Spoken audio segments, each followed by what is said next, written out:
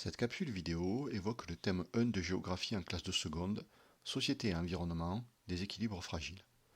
Cette première vidéo, d'une série de 3, va traiter la première question du chapitre, à savoir les sociétés face au risque. Les médias évoquent régulièrement les catastrophes auxquelles sont confrontées les sociétés. Les cyclones dans la zone Caraïbe, les incendies en Californie ou les catastrophes industrielles comme celle de Rouen en septembre 2019. Comment les sociétés font face au risque ? Nous définirons les différents types de risques en précisant à quels aléas ils sont liés. Nous verrons que les sociétés sont inégales face aux risques et que dans certains cas, elles contribuent à les augmenter. Enfin, les sociétés mettent en place des modèles de prévention et s'appuient sur des actions durables pour réduire ces risques. Il est important dans un premier temps de définir les notions de base. Tout d'abord, un aléa. Il s'agit d'un phénomène naturel ou technologique plus ou moins probable sur un espace donné. Ensuite, la notion de risque.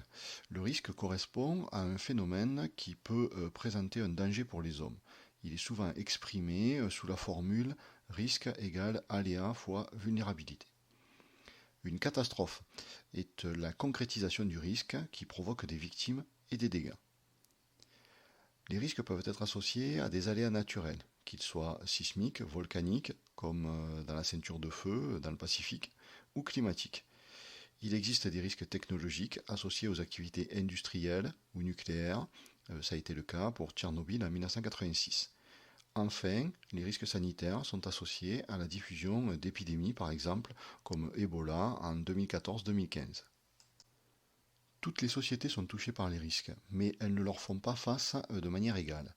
Le niveau de développement impacte de façon importante sur la prévention et la gestion des risques. La vulnérabilité, c'est-à-dire la fragilité d'un territoire, d'une société face au risque, est très forte dans les pays en développement qui subissent plus de victimes et de dégâts.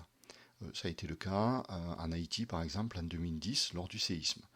Alors que dans les pays développés, nous pouvons plutôt évoquer une vulnérabilité économique marquée par des dégâts toujours plus coûteux, avec un nombre moins important de victimes, comme lors du passage du cyclone Harvey aux USA en 2017. D'autre part, dans certains cas, les sociétés aggravent les risques.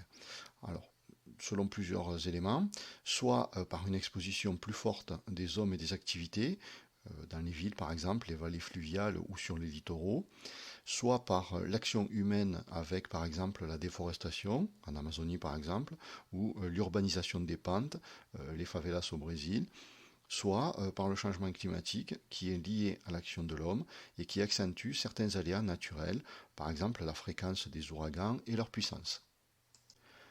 Enfin, les sociétés se mobilisent pour faire face aux différents risques, par la prévention, par la gestion des catastrophes, et elles tentent d'opérer une transition environnementale.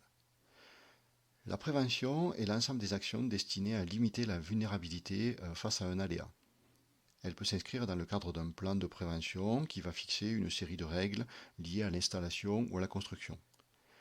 Elle peut s'appuyer également sur des moyens techniques comme les satellites météorologiques ou les balises sismiques qui permettent la surveillance et la prévention des tsunamis dans l'océan Indien. La gestion des catastrophes, c'est-à-dire l'ensemble des actions de coordination des secours, d'aide à la population, reste inégale entre les pays développés et les pays en développement. Ce principe reste très coûteux à mettre en place et les pays en développement manquent de moyens. Cependant, les progrès sont réels depuis une vingtaine d'années et la solidarité entre États joue son rôle. On parle d'aide internationale. À différentes échelles, des actions sont menées pour faire face aux risques et atténuer le changement climatique. Au niveau mondial, par exemple, nous pouvons évoquer les accords de Paris en 2015 ou l'action de l'ONU dans le cadre Sendai, qui est un programme qui se déroule sur 2015-2025. À l'échelle locale, la replantation de la mangrove en Thaïlande ou au Sri Lanka, ou la plantation d'arbres fruitiers en Mauritanie pour limiter l'avancée du désert. Tous ces éléments seront abordés et développés dans le cadre du cours.